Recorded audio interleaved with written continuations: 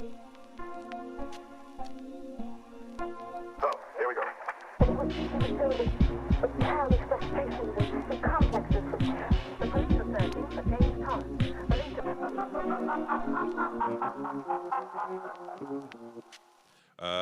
Hello. You are listening to Midnight Movie Gang. This is your host, Elsie Hines, and I'm here with... Mitchell O'Neill, but I go by Mitch most of the time. Yes, my good buddy Mitch, who's back home. This is the first... You're the first remote guest. So far, Woo! it's been all just in-person peoples. Okay, hopefully it goes well. Yeah, no, it'll be rocking. And today we're going to be talking about the Before Trilogy, directed by Richard Linklater, as well as just kind of talking about Linklater as a filmmaker. He's someone... Would you consider him like your favorite filmmaker, period, or like where does he rank for you? He's not my favorite, but every time I like check my Wrapped and stuff, he's like my most seen like director. So I've seen almost all of his work for the most part. Always in the top. Yeah, I think he's got like over 20 something plus films, and I've seen all of them. There was one year that I think last year, maybe a year and a half ago, the Criterion Channel was doing like a spotlight on Linklater, and I just was really interested in it. So I watched all it. They put up his entire discography, so I watched all of it. It was fun. Oh, that's sick. Yeah, so Yeah. from Slacker to... I'm looking at I got his Wikipedia page up now. Has Hitman come out yet? Let's see. I don't think so. Not like officially. It says so at a film festival, but not out and about yet. Not theatrically. Yeah. Yeah, that's sick. Yeah, no, I always forget how many movies he's directed that I absolutely love. Like, I always forget that he directed School of Rock. Yeah, right. Love School of Rock. I wanted to watch Suburbia for a while. Heard things about that. Dazed and Confused, definitely a certified hood classic. Yeah, but with the Before Trilogy, so for you, are those your favorite Linklater films? Is that your favorite work of his, or where does it rank for you? Probably not my favorite, but it is kind of special to me because I didn't really get super interested in film until I was studying abroad in college, and I met somebody who was like, you have to watch the Before Trilogy. It was like somebody I met on the trip who was in the same like dorm as me. Gotcha. Were you studying abroad in Europe, like in similar areas? Yeah, we were studying abroad in Ireland. Not too similar, but there's a story to it. I'm so excited to hear this story. But yeah, he like showed me the Before Trilogy, and then after that, like ever since that time, I've just been super into cinema in general. Oh, that's awesome. And that's kind of where I started. I didn't know it was then your gateway. that same student, he was going to go to Vienna with his girlfriend, and like things didn't work out with them, and I don't want to air their laundry out on this, but he ended up canceling the Vienna trip and coming with me to Belgium, and Right. It was really fun. We got like a lot closer as friends as well. So even though he was extremely heartbroken, which is kind of ironic with his favorite film being the Before Trilogy, and wanting to go to Vienna just like they did in the movie with his girlfriend, and then it not working out. damn. And then wait, so after that point, did he still like love these movies, or was he like, nah, fuck them? I think he still loves those movies. Yeah. Yeah. What about you though? What's your favorite Linklater? Oh, also my favorite Linklater. Oh, dude, it's probably Dazed and Confused, or what's the one with the dreams? Waking Life is another. But those are both very similar to each other. Just one is rotoscoped and the other one isn't. Waking Life. Oh, Slacker is what I meant, not Dazed and Confused. Slacker and Waking Life. Rock and roll. Yeah. I got to see A Scanner Darkly too. I had no idea that was Linklater. My favorite of his also. I had no idea that the Before Trilogy was your movie nerd gateway. I just want to touch on it real quick. My movie nerd gateway was District 9. Ooh, nice. Because it was the first movie that like when I saw it, I needed to know like how the fuck did they make this. I think it came out in 2009, so I was like 11 or 12, I guess, and it just it was the first movie where I'm like, I need to fucking know how they made this. Like, it was the first movie where I I bought my mom bought the DVD, and I watched all the behind the scenes. I listened to all the commentaries, and like I just needed to know everything about how it was made, just because it really took me to another world. So yeah, no, that's cool. But with Linklater, yeah, my favorite movie of his, honestly, as far as like what I think represents him as a filmmaker in a movie that I really think about a lot, it's definitely got to be Boyhood for me. Which might be a generic. It's early on, one of the first Criterions I bought. But also just like, so for people who don't know, for listeners who don't know, like the whole kind of like conceit of Boyhood, the I don't want to call it a gimmick, but like the filmmaking technique is basically like it takes place over the course of 12 years. And it follows like this. The main character is this young actor at the beginning who I think he was cast at like 9 or 8 years old, something like that. And it follows him all the way up basically through grade school. And it's basically like 12 short films that take place a year apart. And you just kind of watch not only this kid grow up, but, you know, his parents and his siblings and people in his life kind of grow and change around him. And the thing that, like, honestly, rewatching the movie, I rewatched it recently, like a month or two ago, and something that I definitely didn't, like, think about as much when I first watched it that really took me now was the evolution of Ethan Hawke and Patricia Arquette in those movies. And just kind of, like, and I think a lot of it has to do with, like, me thinking about my mom and seeing, like, how her life has evolved and kind of, like, seeing where our relationship is as two adults now made me think about just like how crazy it was to see Patricia Arquette go from like being like a single mom who's kind of struggling up to, you know, becoming a teacher and like kind of putting herself together and then coming back down to this like emotional place of being upset her kids are leaving. Just like the journey is just so beautiful in that movie for me of the parents, but then just also being able to relate because I'm about the same age as the kid in the movie, pretty much. Like, this movie opens with Mason, like, watching Dragon Ball Z and, like, playing PS2 or something like that. I'm like, damn, I did that. You know? But yeah, no, I fucking love Boyhood. So, yeah, so what about the before movies captured you? Or, like, so did you and your friend watch all three, like, right then and there? Or, like, did you kind of pace it out? We didn't watch them together per se, but like he basically told me like you need to watch these tonight, and I just watched the first one in one night, and then the second one, and then the third one, so just back to back to back. And I remember back then like talking about it, like, is there going to be a fourth one? And of course there wasn't, which really sucks on the 7-year anniversary. Yeah, they missed the window of lining it up for the time, but maybe there could still be. Yeah, if they were gonna, they would have to like go off of the 7-year, break that, and do something else. Yeah. But yeah, what drew me to them, I think, was probably the writing, and the fact that I think a lot of the scenes aren't written. A lot of them are kind of improv. I think at least, if I remember correctly, at least for the first one.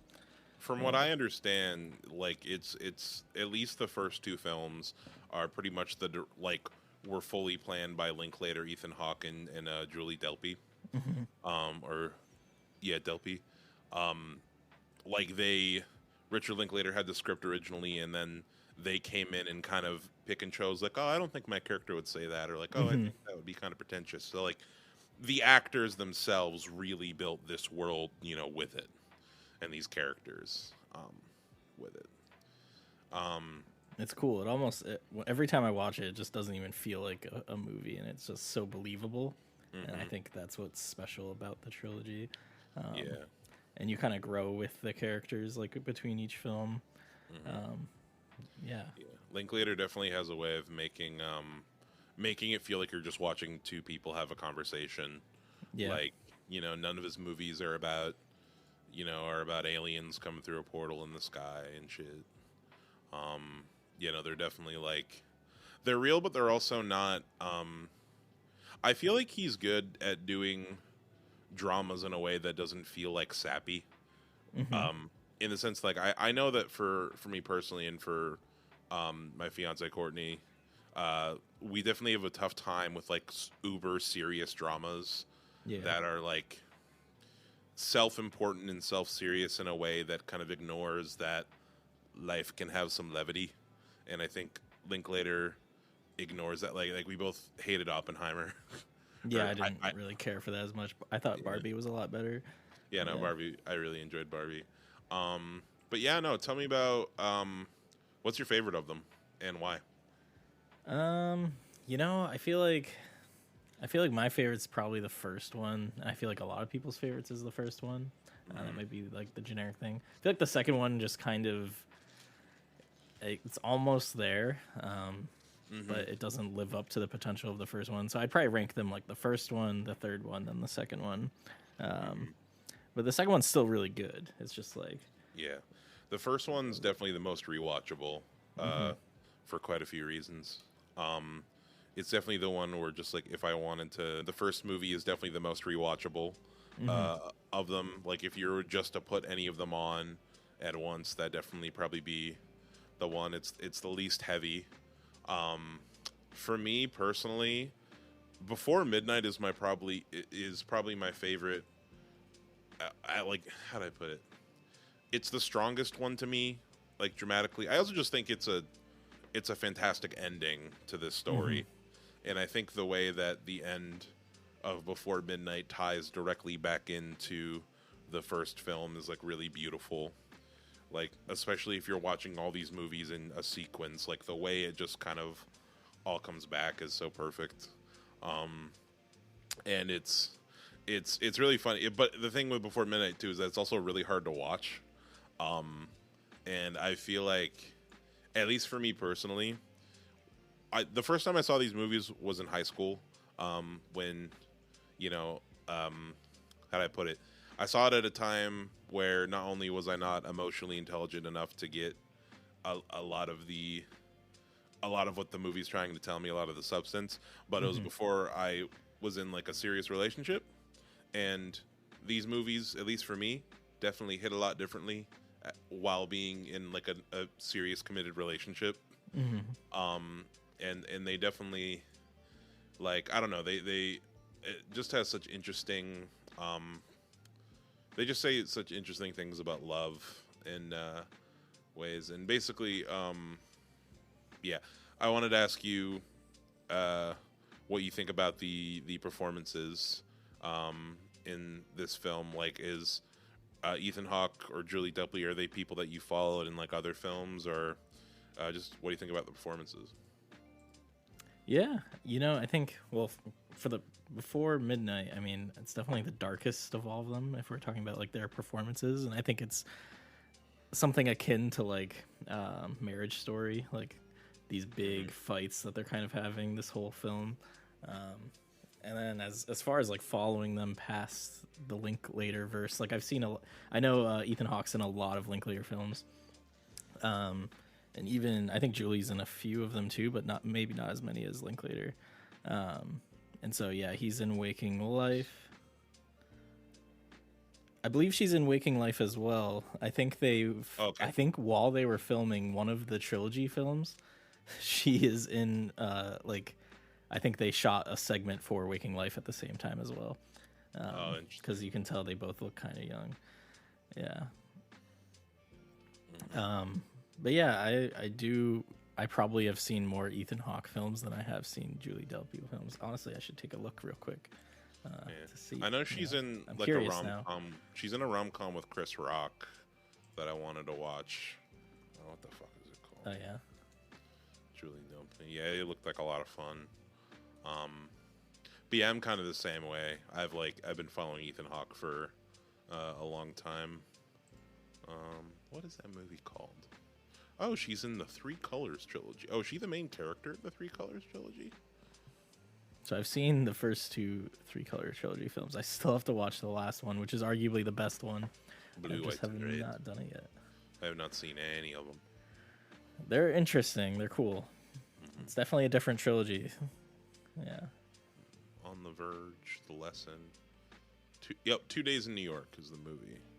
Came out before Midnight. I actually, The Black Phone, I saw that when that came out. I remember that. That's Ethan Hawke. That's Yeah. a funny little horror movie. I still haven't seen that one. You told me to watch it, but the trailer did not intrigue me.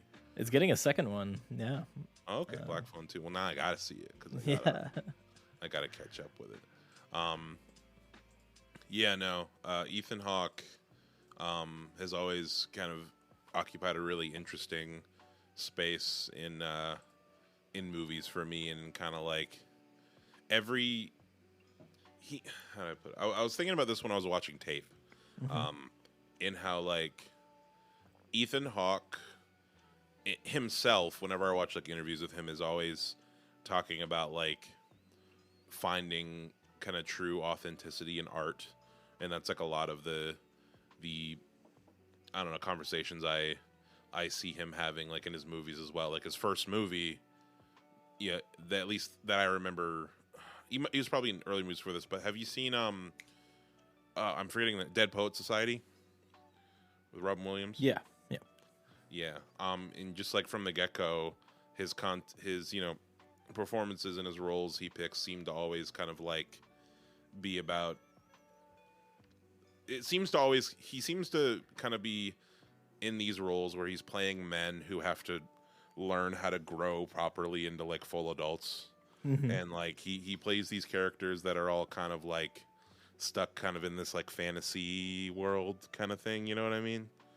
You picking up what I'm putting down? Like sort of like I feel like he plays, at least in the Before trilogy, like a cocky character, I guess. Would you say he's cocky in Dead Poets Society? Well, in Dead Poet Society, he's kind of a kid that needs to come out of his shell.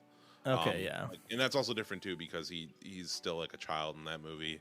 And I guess what I'm trying to say is like, and something I wanted to talk about with the Before trilogy in general, especially like after rewatching Before Midnight not too long ago, is that from the jump, like even from Before Sunset, it kind of seems like Jesse represents, he's a romantic. He calls himself a romantic the moment that you meet him, and he like even in the universe of the movie when he wrote the book about their encounter, the book is described as like a really fantastical kind of exaggerated version of the real events, and then Julie Celine is a realist from the jump in the sense that like she's way more about throughout all the movies, like I forget exactly, but like her character is always doing some kind of environmental work or some kind of like social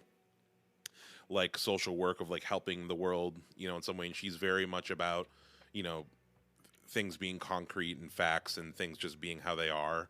And I think it's kind of cool and it's one of the reasons that I love Before Midnight so much, is that movie resolves by each of them having to give a little bit to the other's kind of side of it. Because I feel like it's not just with the relationships, but I feel like in life you kind of have to balance out being a realist and dealing with the actual obstacles in front of you, and then also being optimistic and like having some levity in your life. And I feel like the way that Before Midnight ends, it lets them both kind of come to a place, like they're slowly coming to a place of balance with that. At least that's how I see it. Yeah. That's a cool way to think about it. Honestly, I'll have to watch Before Midnight again and like reassess the ending, because I believe it, but I want to see it again. Yeah, because it's really cool. It's just a thing where like I think it just wraps up really nicely, because it's like they throughout all three movies, they both kind of become more extreme versions of themselves. I feel like, where it's like because in the first movie they're so young and they're so inexperienced with kind of like what they want to do and where they're going to end up going, they don't have nearly as much emotional investments in their own values, and throughout the three movies, as they get older, they become way more attached emotionally to what drives them personally and like what's important to them. And I feel like it's another thing that's I think is brilliant about these three movies is like oftentimes, what was it? So the video essay that I was watching before we started recording about the Before Trilogy was talking about how like they showed a little snippet of an interview with Richard Linklater where he was talking about how, you know, like the reason why they're fighting, you know, or like why couples get to that point in a fight where, you know, they're yelling at each other is because like, you know, you get that level of emotional volatility because you are attacking something else in the other person that is super dear to them, you know, that is super dear to their core. And to some extent, being able to get to somebody's emotional, vulnerable place like that is an important, and being able to like, you know, be able to talk about that vulnerability is an important part of maintaining a relationship as long as it is in Before Midnight, you know, and showing that level of depth and that level of like, you know, they've both have worked on their own cores and what's important to them. Jesse, you know, being an author, and Celine, I need to rewatch it, but like Celine, you know, really doing like all of this important work, you know, for the world and like helping people in the way she's always wanted to help. And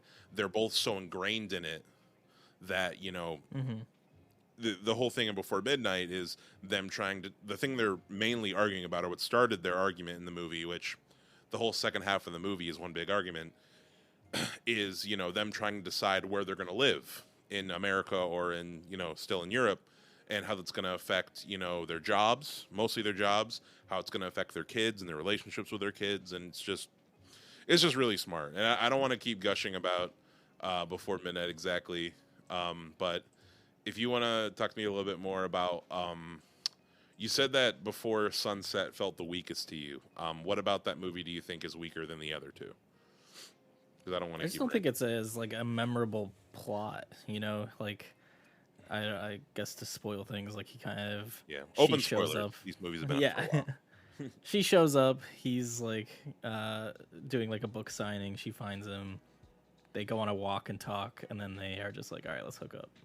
It's like it just all felt really quick and less memorable. It's just like it is seems the shortest like 3 movies. Yeah. Before Midnight, I feel like gives like a better like feeling at the end than you do with what's the second one again? Is it Before Sunset? Yeah, Before Sunset. Yeah. And again, doesn't he also cheat in that one? He's cheating on his Well, he tells his wife. he like halfway into the movie they're talking about all this lovey-dovey shit, and then he drops, "Oh yeah, I have a wife and kid."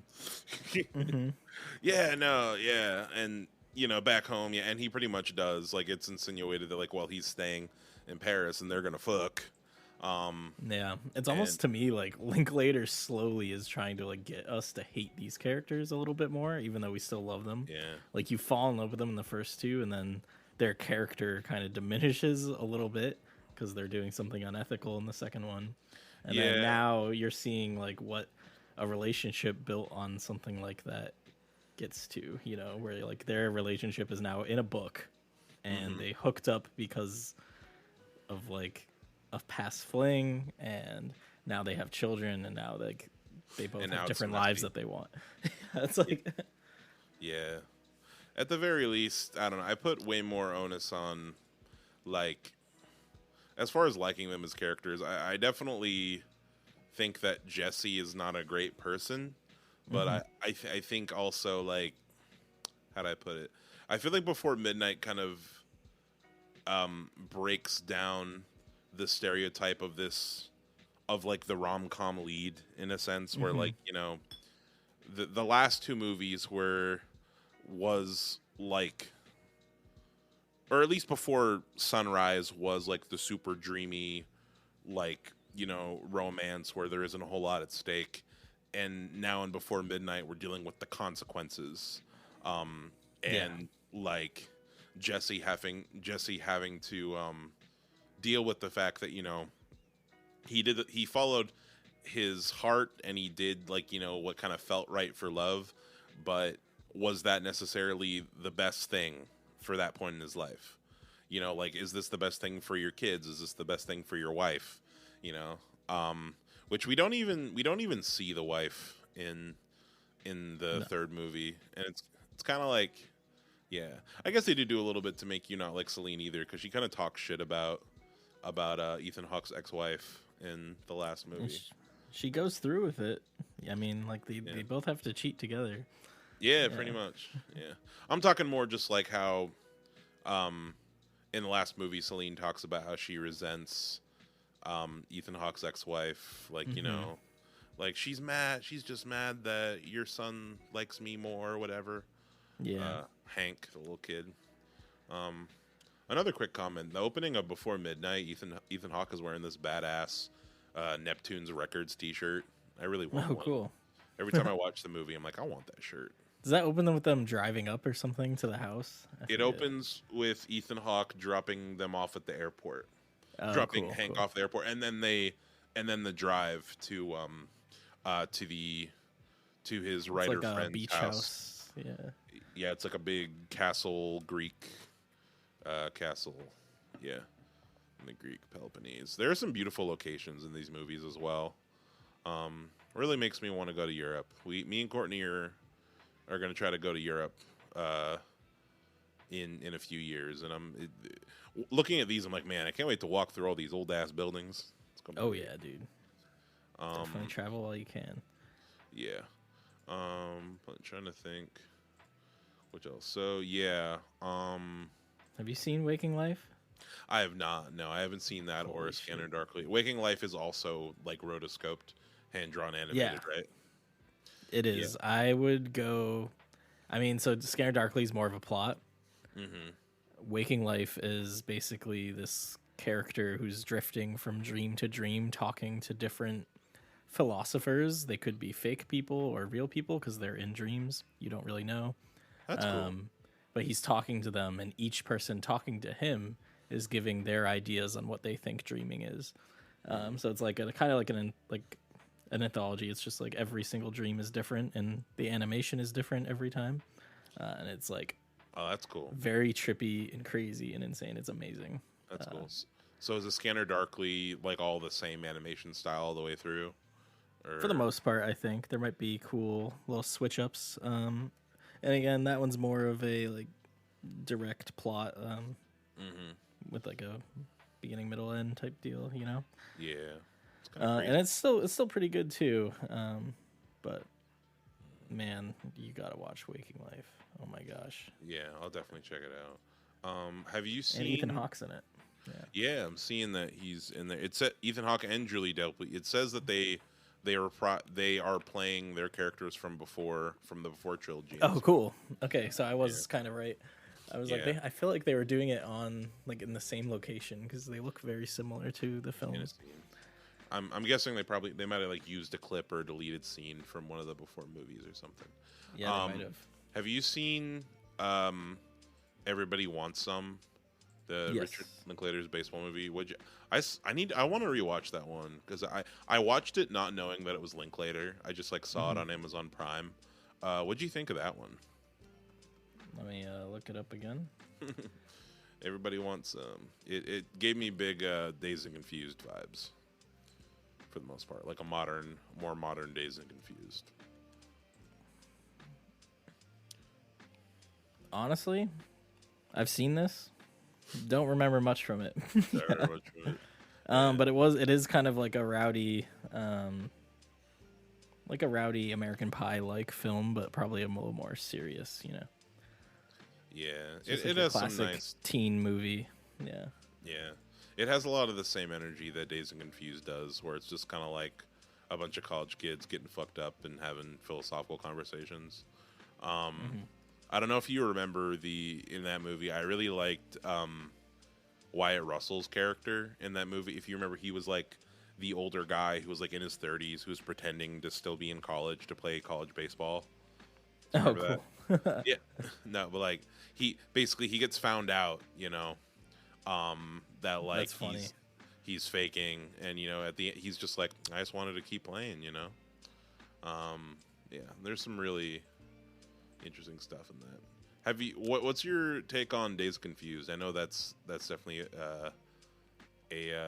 That's my buddy Corey's favorite Richard Linklater movie. It's cool. That's the one where right there, it's the last day of summer, or they're like getting out, and yeah, the bullies are kind of chasing the kids. Yeah, the seniors around are town. going to beat the shit out Because of the they want to freshmen. beat their ass. Yeah, because it's tradition. That one's pretty cool too. I mean, it's definitely a different movie from what I like in Linklater. Like, I really love, I think, the Before trilogy, Slacker, Waking Life, and maybe a little bit of Tape. Those are the ones that I feel like have the most. Like, I really love when they get deep and have like crazy thoughts and conversations that you don't usually do in real life, but it also still sounds natural.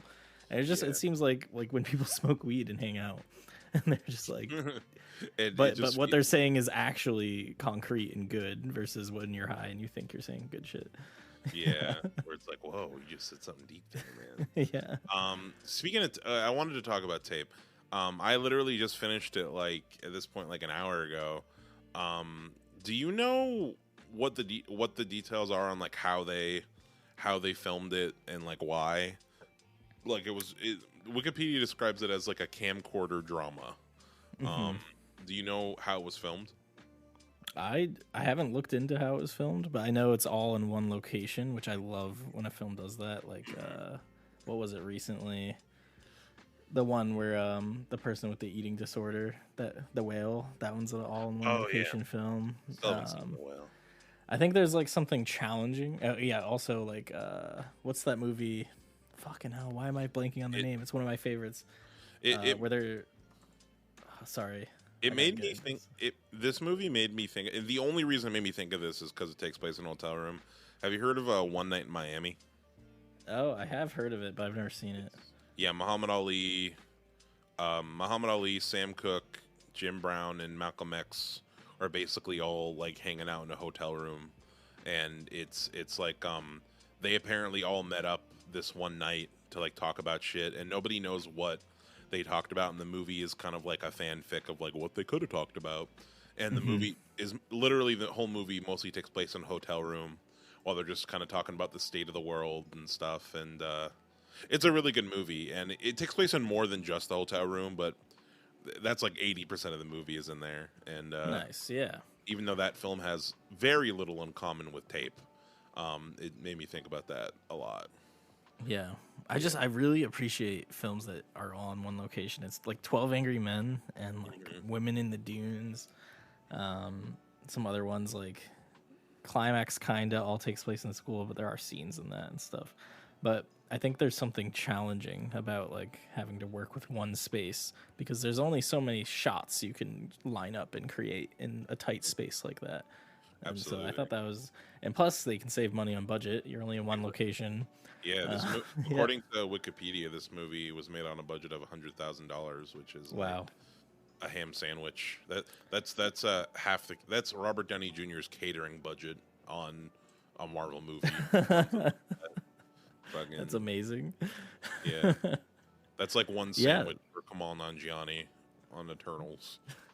Yeah, what's cool about it too is it's like it makes the plot speak for itself when you're only in one place. You can't really do anything flashy to distract people or like have these crazy beautiful scenes and then have little substance in the writing and the content itself. Yeah. It also helps. Yeah. What did you think of the story? Did you like it? I thought this. I'm still thinking about the ending. I think that the ending kind of dragged me into like a lot of different I really love the setup of it, like the tension of for me the movie was really really good and set up the tension really well up until Uma Thurman shows up. For me, as soon as she kind of gets in the movie and she starts pulling her angle of like fucking with them, like when she, how'd I put it? I think the movie is trying to be unclear about what actually happened, but the way her character was acting didn't really make any sense to me because it was unclear. Like, does she think that it actually happened, or is she fucking? Does she? Is that what actually happened, and she's just fucking with them, or like what is she? I didn't get what her character wanted. I guess is Okay, my yeah. thing. Like was at this point was my problem, and it kind of made me like stop caring a little bit about what happens Hmm. from that point on, because I'm like, I don't know what she wants, and that might have been the point. Like that was probably intentional, um, but at least for right now, I didn't super I didn't super dig it after that point. I mean, the performances are great. They utilize the environment really well, and that I think I really appreciate that. Like they're having conversations in so many different spots within this room. Like they have just like the one little table in there, and they shoot it from like 5 different angles, and Yeah. it makes the room feel so much bigger than it actually is. Um, and like it's really cool. It's also really cool to see Ethan Hawke coked out, because he's just like a wacky coked out man throughout this whole movie. Um, and once Is again, Ethan Hawke the one who's essentially the person who did the crime, or is he not? no, it's the other dude. Okay, cool. Robert Lawrence Leonard, which I need to know what I've seen him in, because he looked so familiar, and I'm like, where do I know him? I'm looking at that man's tape, Chelsea Walls. Maybe I haven't seen him in anything. Oh, he's in Dead Poet Society. Oh, I don't, cool. I don't remember his character's name. He looked like a discount Billy Crudup to me, the dude. Um, yeah, no, Ethan Hawke was trying to like basically get the other guy to admit to what he did to Uma Thurman. Yeah. And yeah, it was just like, I don't know. It had a great direction and like a great build up, but as soon as she kind of came in, and it was made less clear as to like what she wanted out of the situation, it made me care. But tell me what you like about the movie. Like what, when did you first see it? Tell me about that. Yeah, I saw it when I was doing that little binge a while ago, which I love when I have to do it more because I barely check the Criterion channel. But like every few months, it might be every month, they do a director spotlight on a different director, and it's not always films that are in the Criterion collection. It's like sometimes it's just random directors who gave rights to their movies for 1 month for streaming or whatever. That's cool. They do that with a lot of martial arts films on there. There's a lot of Oh, cool. martial arts films that don't have discs that they have released physically that I want them to. But anyway, continue. Yeah, so I watched it around that time, and I just remember thinking it was special, and again, that's very suspenseful because it kind of leads you in thinking that like, oh, like you don't really know where it's going. I didn't look up anything before watching it, which I'm glad I didn't, because it just has this great twist, despite being in like a hotel room, and you just don't. I didn't see it coming at all, and you're like, oh, I thought these guys were friends and really being buddy buddy. Well, I guess they are friends, but still, you know what I mean? Yeah. It becomes more aggressive than like his intent of being there and catching up with him. I thought they were just gonna have drinks, catch up. You thought it was going to be a chill movie about Chill. bros hanging. Yeah. And then shit kind of hits the fan. And again, like I said before, I absolutely love when they have a small space to work in, because it really forces the actors to shine, which is what's so amazing about 12 Angry Men. I hope you've seen that, but it's... Oh, I love 12 Angry Men. Yeah. That was the second Criterion I ever bought. Oh, cool. I haven't Nice. watched it in a long time, but I do love that movie. It's one of those movies that made me go, oh, maybe older movies can be good. Yeah. Yeah. It's one of the reasons why a lot of plays will do the same thing. They'll do, if they get adapted into a film, they're only going to be in one location to kind of like stay true to the play, you know? Yeah.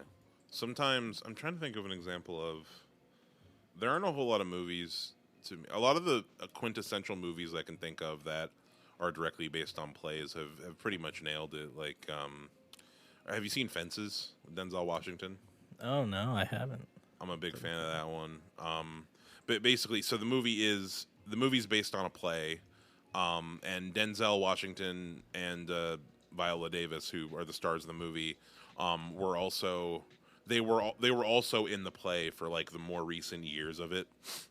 That's cool. As those characters. And yeah, the movie pretty much takes place all in like, so like Denzel Washington plays this garbage man who's like a dad, and he's really shitty to his son and his wife and his family. And it pretty much all takes place in their house, mostly in their backyard. And throughout the whole movie, it takes place over the course of like a few years, I think. And he's like slowly building this fence in his backyard. Oh, cool. And throughout the course of the movie, you see that, you know, he's slowly progressing on it and stuff. And it's, but yeah, no, it's a great. I'm a big fan of a bottle film when it's done right as well. True, Mm-hmm. like something like Breakfast Club is a good example of that too, where it's like it's all Yeah. just in the library, and I love Breakfast Club. I definitely wanted to buy the Criterion of that. I didn't this month. This last Criterion month, I should say. For the sale. There's a sale right now, isn't there? There's a 30% Christmas off sale. Christmas sale. It's only 30% off. That's okay. Have you looked at the Amazon? Let me rant I mean, real no. quick to your audience. Amazon always has Criterions 50% off year round. Not to suck on Bezos's dick. But I'm just no. saying. I've bought a few Criterions from Amazon in the off season of the Barnes and Noble. Like when I've bought some Criterions off of there, and also I pretty much buy most of like. Do you know Arrow Video? Yeah. Yeah. Do you have any Arrows? I don't own any Arrows. No. Yeah. The only way I really get them for reasonable prices is through Amazon, because they don't have like the Barnes and Noble direct. Well, the thing I like about buying Criterions during the Barnes and Noble sale is like it. You can touch them. You can touch them. I like the hunt. You know. Yeah. Like I like physically being able to go through. It's one of the last few like. It's the only real experience now where you can actually go out and like look through a shelf of movies, and then also maybe have a conversation with somebody about the movies. Like I've gone to the Criterion, like they're on the Criterion month, and seen another guy like, so what are you getting? It's like, oh, I'm thinking of Videodrome. I'm thinking of getting Time Bandits. You know. Yeah. Maybe not exactly like that, but you know. Yeah, I just like the novelty of it. It feels more special when I like getting something during the sale and being able to physically go to a store than buying it online. Even though I had bought a few online, like what was the last fucking thing? I bought Deep Cover on Amazon not too long ago, which is a Is that the boxing one?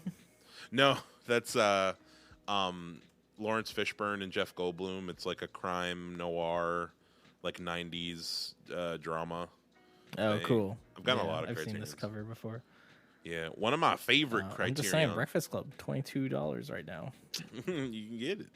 Yeah, maybe I'll order it. But It's have Deep you Cover? heard of? Yeah, Deep Cover. Have you heard of Sword of Doom? Sword Mitch? of Doom. I have not heard of this. No. This was a fucking killer movie. It's basically like I pretty much just bought it for the cover because I think the cover is so cool. But it's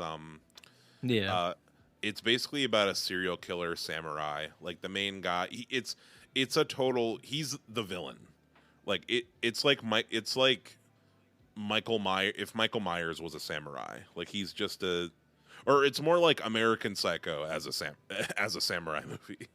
Like it's just this dude who's just so mentally unwell and like slowly going insane, trying to like, you know, just rampaging across the lands. And the cinematography is beautiful. The movie's also in I think it's not 16:9. It's like a wider format. It's like in 2.35. It's like a widescreen format because for the most part, I'm still not a fan of 4:3 aspect ratio. For the most part, Yeah. It ticks me out. Gotta watch it. Original viewing experience. How it was intended.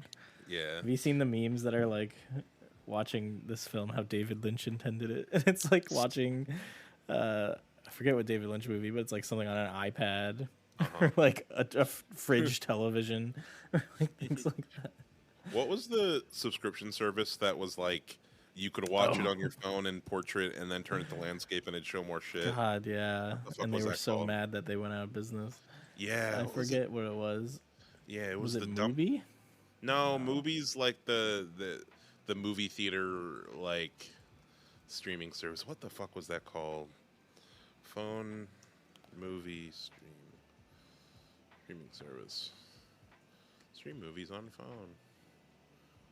God, I'm never gonna Was it remember. Quippy? Wasn't it something like that? Quibi. Quibi. Yeah, I that's think what it it was was. Quibi, yeah. They had some, yeah. The service raised $1.7 billion from investors. Wow, they really thought it was going to be something, huh?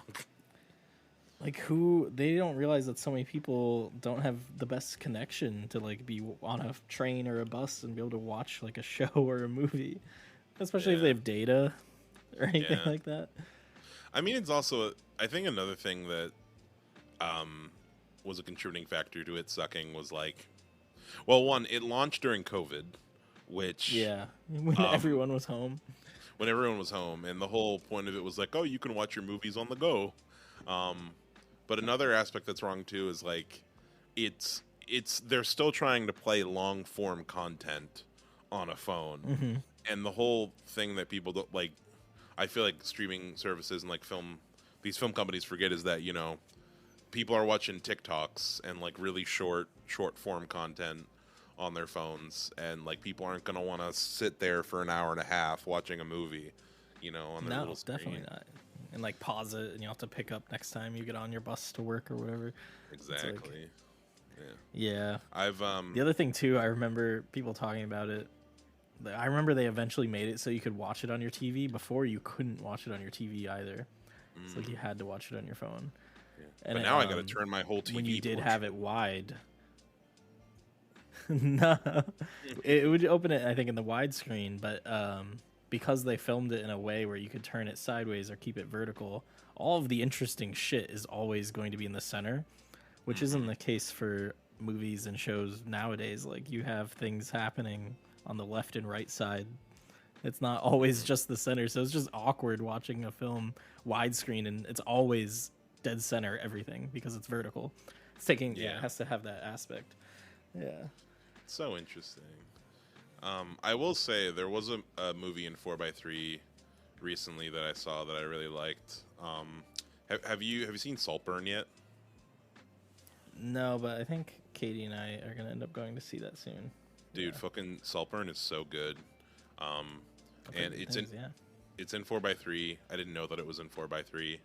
And I think it definitely helped because a lot of the movie is like it helps you feel more intimate with everything. That's all I'll say. I don't want to spoil it for you. Do you think Barry, how do you say his name? The TV show Barry? No, Barry Keoghan or whatever. Oh, the guy he's in George Saltburn. from Dunkirk. Oh no, are you frozen again? You were frozen again. What were you asking about? What were you asking about Barry Keoghan? I don't know. I was asking if you think he is, at least maybe in the last 3 or 4 years, the most cracked, goated actor of our time currently. Dude, he's shown up in some crazy shit. Yeah, he's so good. He's an amazing actor. I need to remind He's on a myself. run. I need to remind myself. Yep, he was great in Banshees of Inisherin. He was my favorite part of Banshees of Inisherin. I wasn't even a huge fan of that movie.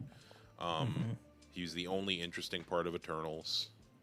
I still need to see American Animals. Heard good things about. Actually, wait, I have seen American Animal. I need to rewatch it though, because I was only half paying attention to it. The Green Knight, Dunkirk. The first movie I saw from him that really stood out to me was Killing of the Sacred Deer. I thought he was fucking fantastic in that movie. Yeah. Like he was scary. Was I talking to you about the Joker that you? I was talking to somebody who said that they thought he was a shitty Joker in what little we saw of him. Or did you see the Batman? It definitely wasn't me. Yeah. I don't know. I didn't think it was that shitty, but I'm not like a big DC guy, and I'm not like a big. That's not something I care about. I know it's a big argument. They're like, "Who's the best Joker?" And I'm like, I mean, they're all gonna be different. Yeah. Yeah. They released a little like a deleted scene from the Batman of that's like a long scene with his version of the Joker that I thought was really good. Oh, cool. It's on YouTube. Check it out. Yeah. I need to rewatch The Green Knight. I barely remember anything from it. Yeah, no, it's funny. I always just call him George whenever I see him because he's the only character with a name in Dunkirk. Oh, cool. And Tommy, but that's it. George and Tommy. Yeah, I just feel like he's been on such a roll that like everything he touches lately is immediately gold. Is there some is there something you'd like to see him in, or like a director you'd like to see him work with, where you think he could really shine? I had a thought, but I want to hear what you think. Let's put him in a PTA film. How about that? That'd be kind of cool. Paul Thomas Anderson, that'd be a cool one. Yeah. What about you? I want to see him roll with the Safdie brothers. Oh, that'd be cool. I want. When does Drive Away Dolls come out? Or no, that's not Safdie. I was thinking Cohen. I want Good Times Part 2. That would be sweet. Actually, better yet, I want Good Time on Criterion. When's that going to happen? Because I'm kind of lukewarm on Uncut Gems. I also need to see it again because I Safdie brothers have a few films. Daddy Longlegs is in the collection. I have that one. Okay, that's a great film. I haven't seen that movie yet. Yeah, it's got a cool Criterion cover. Daddy Longlegs. I'm looking it up. Yeah, dude. Criterion. It's so sweet. It's a little cartoon like clip because the kid watches cartoons in the movie. That's pretty sick. That is cool. That's a dope cover. I recently got the last episode. People listening, go check out episode 8 of Midnight Movie Gang. Is on. I got the Criterion of War of the Worlds. I don't know if you've seen that cover, and I fucking love this cover. Like, nice, dude. The like comic 50s reefer madness that one looks cool. style. Yeah. Do you have the Kanye one yet? There's a Kanye Criterion? Everyone calls this one the Kanye. Look up the Celebration Criterion. The Celebration. I was about to say, did they like make his Netflix movie? No, this is the most cracked, sweet-looking Criterion cover, and also the movie is amazing. You have to watch it. The movie's called The Celebration? Yep, The Celebration Criterion. Yeah. Okay. And you'll see why it's Kanye, because it's just so funny. The cover is just a red slip, and you can see the disc in there. Yeah, it's very Life of Pablo energy. Yeah. Is it a good movie? It is honestly one of my favorites. And the disc is just white. Yeah. Do you know about like Dogma style filming? I know the movie Dogma, directed by Kevin Smith, but it's a Dogma. Dogma is like a style of filming, even though it's also the name of that movie. But you can see it says Dogma right there. It's basically like I will probably do a fucking shit job at explaining what it is, but it's basically like it's very hand cam with a lot of movement, and it's like a distinct style, and it makes you think that somebody is in the room, like the camera is kind of a character, but it's not. Like they're not there, but they walk around and move the camera like they are a person in the room. Interesting. Yeah. Dogma film. I hope I didn't fuck that up, but yeah, Dogma. It's an avant-garde filmmaking movement founded by Lars von Trier. Oh, wait. So, are there any Lars von Trier films that are considered Dogma? Probably. Movies? I haven't seen a lot of his stuff, but I really like the Nymphomaniac movies. Oh, and we watched The House That Jack Built. Oh, The House That Jack Built is awesome. I like that. Yeah, I kind of want to rewatch that one. It wasn't what I expected. I really like Nymphomaniac, so I might give that a shot. And I'm trying to think. That may be... Damn. I think that's the only Lars von Trier movie I've seen. I've heard a lot of good stuff about his other movies. Anyway, so to wrap it up with Linklater, I wanted to ask, first off, aside from the Before trilogy, do you own any other Linklater Criterions? Yes, I got Dazed and Confused. I have which one is that one? The one that I really like, Slacker. I have that one. Mm-hmm. Got the Trilogy. I might have a few more. I'm not sure what else he even has that's in the collection. He's got Boyhood. I think I have Boyhood. Yeah. Mm-hmm. Here, I have a whole list on my letterbox of what I own on Criterion. I can go look. Oh, I should make one of them lists. My collection has grown significantly in the last year. In general, mine is just called Every Criterion I Own. Yes. I just been buying more Blu-rays in general. There's a great used it's like a used, not just movies, they have records and video games called Play It near me. It's like Play It Games Movies. Oh, cool. And they have a shit ton of used Blu-rays of like various series. Like I've gotten a few Arrows from there. As well as just like they got like you can get like a bunch of really good Blu-rays for like $3 or $4. Nice. So I've been hitting that up a lot. In the DVD section, they have like some weird. I've picked out a few kind of like more obscure like martial arts movies because I'm just trying to watch more martial arts movies. Nice. Yeah. Cool. Yeah, dude. I think those are the only ones I have. I'm not sure what else I would be missing if he has anything else Rock in and it. roll. Rock and roll. Cool. I guess then the closing question for Linklater would be, what do you want to see next from him? Ooh. Like what do you want to see, another Before movie, or like what do you know of anything that he's working on now, or like what do you I haven't see looked for anything up. No. I mean, has he ever gone into television? Kind of cool to see him do a TV show. short be films interesting. reception? He hasn't, which is surprising to me because I feel like a lot of his filmmaking style, like he would go to that. Mm-hmm. I want to see Boyhood the show, film it over the course of 20 years. Yeah. Yeah, the Boyhood one is interesting. Have you seen like the interviews and stuff from Boyhood in your Criterion or anything like that? Oh yeah, no, I've watched pretty much all the special features of that one, and it's really interesting.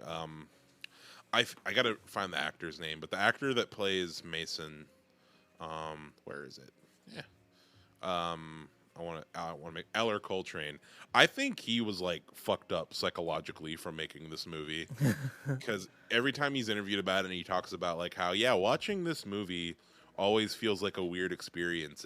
Filming it has made it feel like I can't just think of my life like it makes me feel like I just see my life in movie scenes. Whoa. And I just like see my life, and it just must have been. And I feel like he's also said that like if he had kind of the understanding that he does now and like his adult brain, he might not have agreed to do it when he was a little kid. Yeah. Just because, of how it's kind of affected, his perception of his own life, That's interesting. Yeah, I remember watching something from him talking about it, and he was like, yeah, when I was a kid, I didn't really remember or like know what I was doing. He's like, oh, it was like a 2-week trip, or like it was like I got to do fun shit for 2 weeks, and then like as he got older, he realized he was in a movie. It's like, yeah. But it's also just like, so yeah, from age, he was 6 years old when he was first cast, and there's only so much about, even if the entire thing was explained to him in as best detail as they could. At 6 years old, you're only going to understand so much of what it is, of like, you're not really going to have the concept of like, in 9 years, we're going to have a movie and watch you grow up, like what that really means. But yeah, no, I feel like it could be, I mean, you know what? Technically all like big sitcom TV shows are just Boyhood expanded out. yeah. Like, Like Modern Family. Modern Family. Like me and Courtney are watching Modern Family right now, and we're on season 3, and we keep seeing clips on TikTok of like these kids in like the later seasons, and it's like, we're gonna watch these fucking kids grow up. Yeah. Like that one is crazy because like they are so young, especially the boy, whatever his name is. Luke. Yeah, Luke. And when he gets older, it's completely different. It's crazy. Yeah. It's been crazy watching Lily turn into a human. Oh yeah. Right now she's talking and she's like running around, and it's like, what? It's like last season she was a baby the last 2 seasons, and I know that she also turns into a full ass human, and that's gonna be fucking nuts. Yeah. We'll do the Modern Family episode for sure. Yeah, no. I think that about wraps it all up on Linklater. I guess we can end it with going, next time we bring you on, what would you like to talk about in the future? Like any movies or filmmakers, or maybe some movies coming up. I love the Oscar nominations are probably going to come out in a few weeks. End of the year's coming up. I'm bummed that you're not going to be streaming it. I think you should. No, I mean, just make it only so certain people come, so that's not too loud in there and we can actually hear it.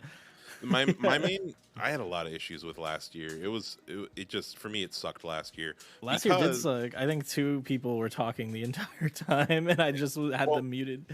The problem is that not everybody was watching my stream, and for reasons that I'm not going to admit on this recording, my stream was delayed by about 20 seconds to like the regular thing, I And remember that. Yeah, like 3 people were watching together on TV, and they yeah, announced who won before we yeah. even saw. Well, they didn't say what it was, and I made them go, "You can't say who won," but we heard their reactions, and Mhm. based on their reactions, we could fucking figure out who it was. So they were like, "Oh, yep, of course, that's who won." So I'm like, "Well, now I fucking." So like, I had them muted the whole time, pretty much. Well, if you I, change your I, mind and do end up I doing it, well, uh, here's the thing. I am still gonna be like active on the Discord while it's happening. Like, it's not like yeah. I'm still gonna be like on there, like active in there, shooting the memes and like commenting on shit. But there's a bar theater near me called Studio 35, which if you ever come visit Columbus, I would love to fucking take you there. You'd fucking love it. Oh, cool, nice. It's literally like it's a bar. They have 2 screens. It's called they always have these like themed. Actually, I'll show you after the podcast, like before the call. They have these like custom mugs, like beer mugs that Oh, sweet. they do like Nice. beer tastings of like movies, and they get a bunch, and they have like different movie shit on it. I got a Ninja Turtle one that looks so sick. Oh, did you see the new animated Ninja Turtle movies? Oh, Mutant Mayhem, Yeah, yes. dude, I that need, was so good. I hope I that need to gets get it. best animation. I need to They're get it like, on Blu-ray. yeah, at least If hope it it gets nominated. Yeah. it should win. If it doesn't, I'm gonna be so pissed. I'm I don't actually know what other animated films came out this year that could give it a run for its money. There's got to be like a couple, but I do really love it. Yeah. there was a big one. Disney's Wish. Hello, the best animated movie of all time. Oh God, dude, are you gonna do the Death Race? I don't know if I can commit to. I'm gonna watch every Best Picture, and Yeah. then I don't know Every if I can nominee in commit to that one. doing. Yeah, Elemental came out this year. Dude, I don't Man, know if you do every Best Picture, you knock out a bunch of them when you do that because every category usually has usually there's multiple categories that people are in, and so if you hit all the Best Pictures, you knock out like almost half of them. Yeah, maybe. Fucking Elemental came out this year. That's probably gonna get nominated, even though that fucking sucked. Yeah. Yeah, none of the major. I've really fallen off with every one of the big, like studio, like every Pixar, Disney, pretty much. Like Disney and Marvel and Star Wars. I've just fallen off with everything. Have you seen that one down there, Fantastic Planet? That's a Criterion. That was awesome. I know. I've seen clips from it, and I'm kind of scared to watch it. I need to be on the right amount of drugs. I've always liked. cool. I've always liked the cover. I want to see Akira get a Criterion. I have Akira on Blu-ray. I picked it up from the used Blu-ray store I was talking about, and I need to rewatch it. I think that one because has a. I need to somebody else rewatch it, has and I want to rights to do a that, I video think, or on it something like that. because I don't think they. it's such a hard movie There's for me another to watch. like niche Blu-ray company that owns Akira. Really? I think so. Like Scream Factory or somebody? Yeah, I think I've seen posts of people asking for there's always people on the subreddit. They're like, I want this as a Criterion, and it's. Maybe is it Shout Factory or someone? I don't There's know. a lot of ones that are exclusive to Europe. Yeah. That looks like a manga. Manga. But yeah, maybe one day. Who knows? Things Yeah. expire all the time and stuff, and then they get picked up. Yeah. Ooh, that looks like a cool cover. That one looks cool. Yeah. That looks sick. What the fuck is this? Yeah, man, this was great. I think. Yeah, I think if we do another one, I think I pitched an idea last time, or when we were texting, that I think would be cool. Remind me of it. High and Low and Parasite are like. The second I saw High and Low, I was like, "This is so fucking crazy." Parasite is so like you can tell that Parasite took so much Inspiration. influence from it. Yeah, an inspiration. I'm excited to see it. influence. I got Parasite on. I recently rewatched Parasite, the Criterion of it, so I definitely love to do. Yeah, we can do like a pairing with that. That'd be cool. Yeah, look up High and Low. It's also a Criterion, and it's also fucking phenomenal.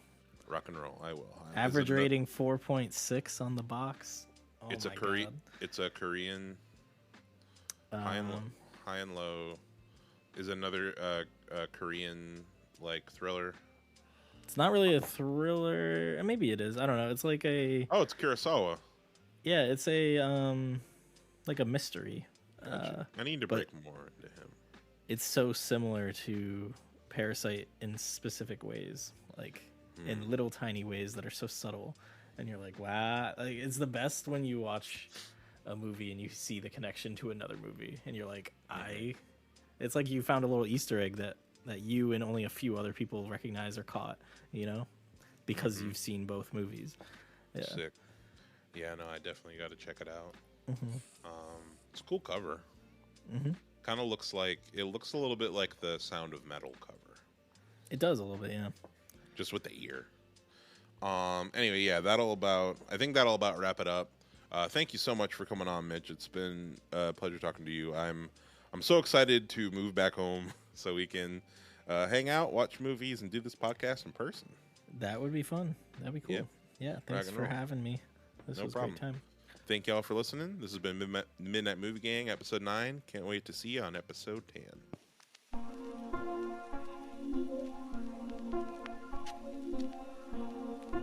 So, here we go. With child expectations and complexes which the police are searching for James Thomas, believed to be the lover of Miss Williams, and her partner in the horrible murder of Walter. Where's everybody? And I'm here to go. Oh, please tell me where they've gone. Please tell me. Sorry, I don't know. How long is it? How long could I got in here? 3 tickets to Albany on 6 o'clock train tonight. What do you think? Special agent, special agent.